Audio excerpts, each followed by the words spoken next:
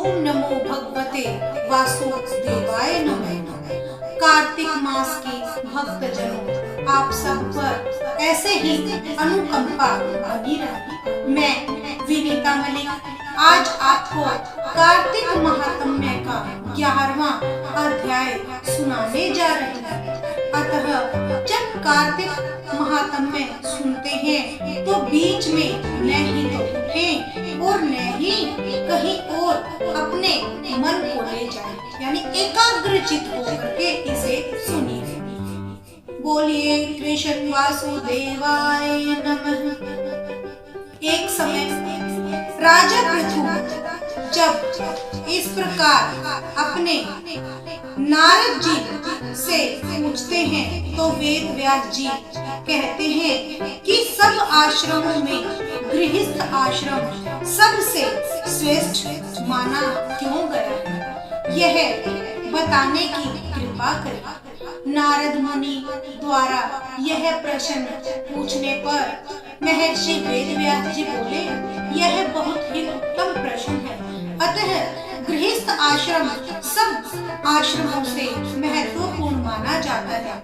जिस प्रकार सभी नदियां जाकर समुद्र में विलीन हो जाती हैं, उसी प्रकार भिक्षु, ब्रह्मचारी, सन्यासी, विद्यार्थी, गुरु पूजक तथा यात्री ये 6 जीविका रहित होने पर भी गृहस्थ का ही पालन करते हैं। अतः ये गृहस्थी का ही आश्रय पाते हैं। हे नारद, इस संबंध में मैं तुम्हें एक पुराना इतिहास सुनाता हूँ। प्राचीन काल में उत्तानपाद राजा का एक पुत्र था। उसके पुत्र का नाम कुमार था। वह राजा बनने पर उसने बहुला नामक स्त्री से विवाह कर लिया। राजा रानी स्नेह पूर्वक रहने लगे। एक दिन राजा ने वैश्या का नृत्य देखते हुए मदिरा पान किया। मदिरा पान करते हुए उसने अपनी स्त्री बहुला से भी मदिरा पान करने को कहा। उसकी स्त्री बहुला ने मदिरा पान करने से मना कर दिया। राजा उत्तानपाद के पुत्र कुमार को बहुत क्रोध आया और उसने अपने सेवकों को यह आज्ञा दी कि मेरी पत्नी को वन में जाकर छोड़कर आओ, क्योंकि इसने मेरी आज्ञा का पालन नहीं किया।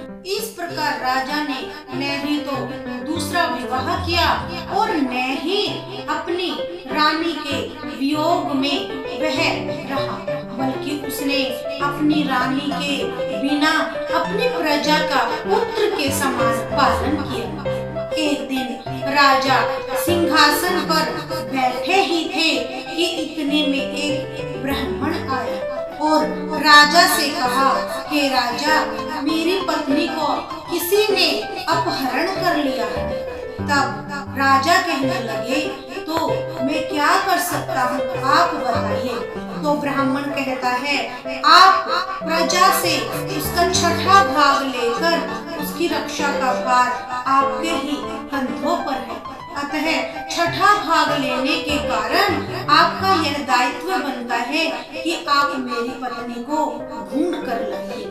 तब राजा कहता है कि हे ब्राह्मण देवता, मैं न ही तो आपकी पत्नी को जानता हूँ और न ही मुझे उसके रूप और गुणों का पता है। तब ब्राह्मण कहता है कि मेरी पत्नी बहुत ही काली, कलूटी, निर्गुण और छल कपट वाली व कड़वे वचन बोलने वाली है, फिर भी वह मेरी पत्नी है। अतः अगर मैं अपनी पत्नी की रक्षा नहीं कर सकता तो मैं एक अच्छा पति नहीं हो सकता।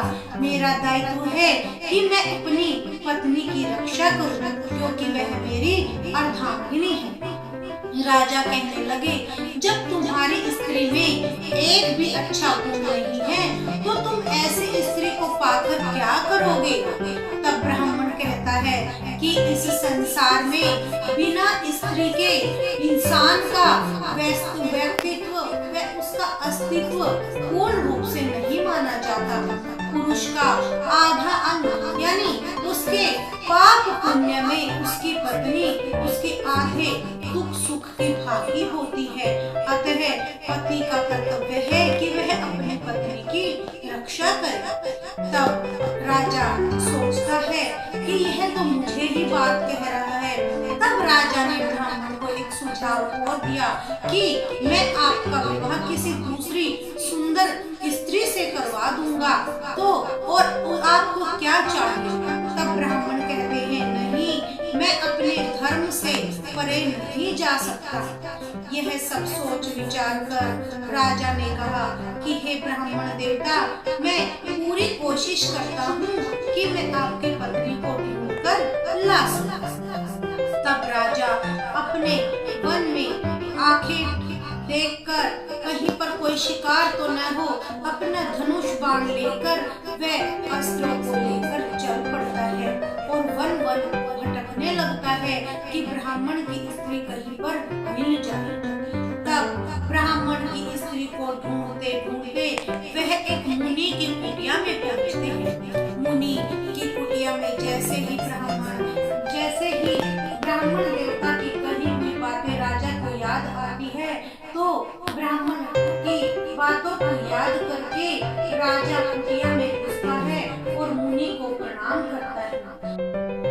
मुनि को यह पता था कि यह महाराज कुमार है, लेकिन फिर भी उन्हें उठने के लिए बिल्कुल भी नहीं तो जलपान कराया और न ही किसी प्रकार का उन्हें आसन दिया। तब महाराज कुमार कहने लगे कि ये मुनि श्रेष्ठ, आपने मेरा किसी प्रकार की आदर सत्कार नहीं किया, इसका क्या कारण है?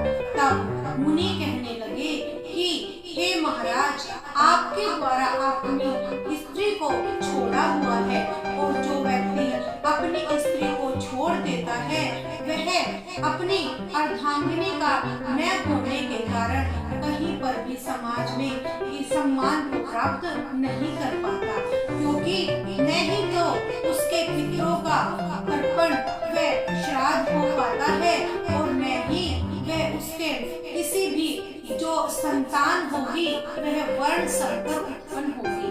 तब राजा कहने लगे कि ऐसा क्यों है?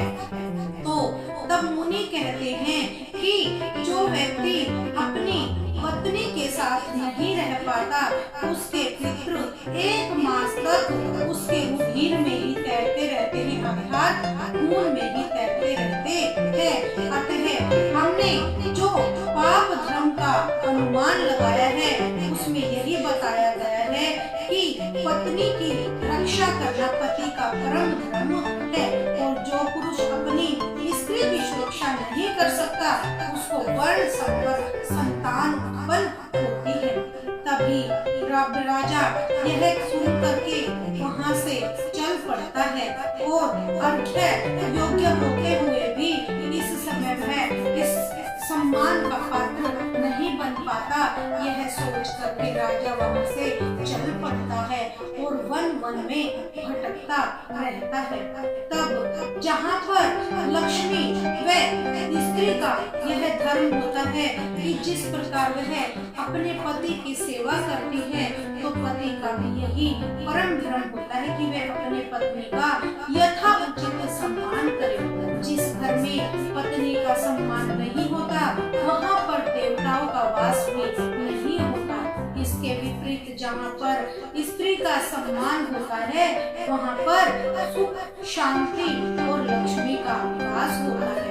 इतना सुनकर राजा लज्जित होकर पूछने लगा, हे भगवान, आप भूत भविष्य और वर्तमान तीनों को जानने वाले हैं, अतः आप मुझे बता सकते हैं कि ब्राह्मण की पत्नी कहाँ पर मिलेगी? तब ऋषि ने ध्यान धर कर देखा और कहा, हे राजन, अदिति का पुत्र पलाक नामक राक्षस उस ब्राह्मणी को हरकर उत्पलाव्रत वन में ले गया है, अतएव तुम उसको ढूंढ कर ब्राह्मण का संयोग कराओ।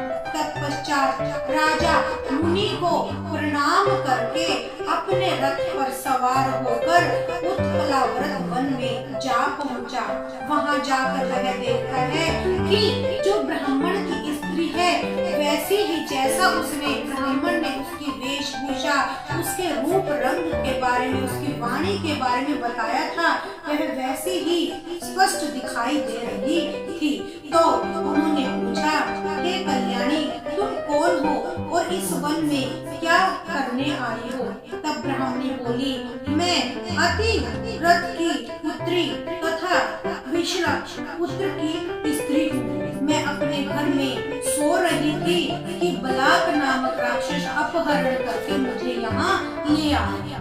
यहाँ लाने के बाद न ही तो उसने मुझे किसी प्रकार का कष्ट दिया है और न ही मुझसे किसी प्रकार का दुर्व्यवहार किया है।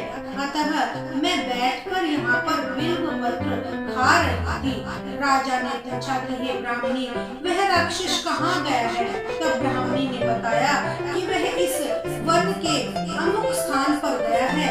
जब राजा ब्राह्मणी द्वारा बताए गए स्थान पर पहुंचा तो राक्षस देखते ही राजा के चरणों में गिरकर बोला, हे महाराज, मेरा प्रणाम स्वीकार कीजिए। आपकी क्या आज्ञा है? आपने मुझे क्यों नहीं बुलवा लिया? आपने व्यर्थ ही क्यों कष्ट किया? तब राजा ने कहा, अरे निशाचर, तू ब्राह्मणी को हरकर क्यों लाया है? यदि तू इसके साथ विवाह करना चाहता है तो देख, यह अत्यंत कुरूप है। यदि ऐसी से खाने की इच्छा है तो वैसा कहे। तब राक्षस कहने लगा, हे राजन, मेरे घर में अनेक रूपवती स्त्रियां हैं। उनके अतिरिक्त मैंने कभी स्त्री से भोग की इच्छा नहीं की और न ही मैं मांस खाता हूँ। मैं तो पूर्व जन्म के पापों का प्रायश्चित करना चाहता हूँ, लेकिन इस ब्राह्मणी का पति राक्षसों को मारने का मंत्र जानता है और इस कारण मैं उसे दुखी करके अपने इस मंत्र से अपनी रक्षा करना चाहता हूँ, क्योंकि वह ऋषि मुनियों के द्वारा किए गए यज्ञ में मुझ राक्षस को सम्मिलित नहीं होने देना चाहता।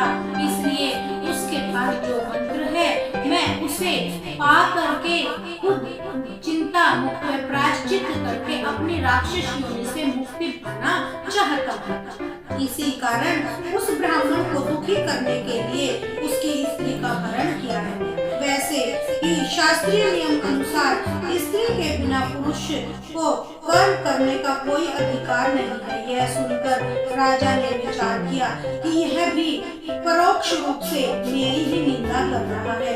मुनि ने भी स्त्री का त्याग करने के कारण मुझे अर्घ्य योग्य यानी सम्मान योग्य नहीं माना और तभी राजा को विचार मगन देखकर राजा राक्षस से कहने लगे कि मैं तुम्हें जब चाहूंगा मैं तुम्हें बुला लूंगा।